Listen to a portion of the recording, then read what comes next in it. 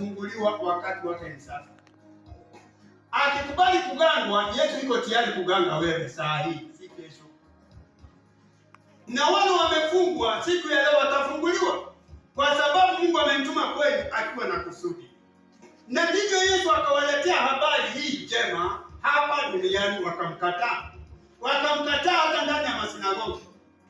Kwa sababu hii ni wakati wenu kufunguliwa. Ni wakati wenu, tazama kuponywa. Wale tazama wako na magonjwa. Wale wanasikia umefika mwisho, ni wakati wao, tazama kufunguliwa milango waendelee. Kwa sababu unaweza kufika mwisho kama hapa,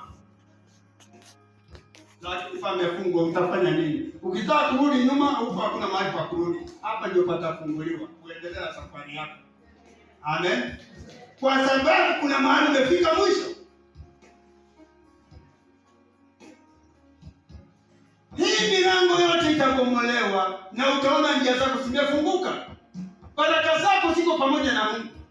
Ushindi wako uko pamoja na Mungu.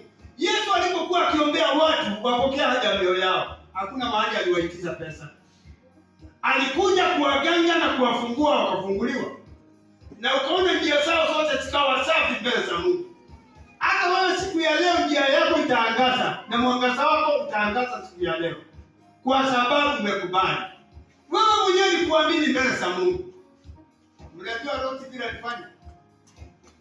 Huyu Loti alipotumwa na Mungu katika mji wa Sodoma, aende ambia watu watubu dhambi zao, wakakataa. Sasa Mungu mwenyewe alimuondoa Loti katika ule mji wa Sodoma. Akamwambia ondoka wewe na mke wako na watoto katika huo mji, kwa sababu huu mji utaangamizwa. Na akaambia unapotoka katika huu mji usiangalie nyuma. Usiangalie nyuma.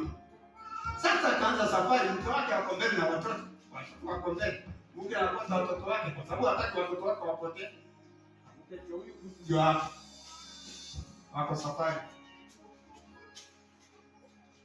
Kuja mama. Kuja ni watoto wawili.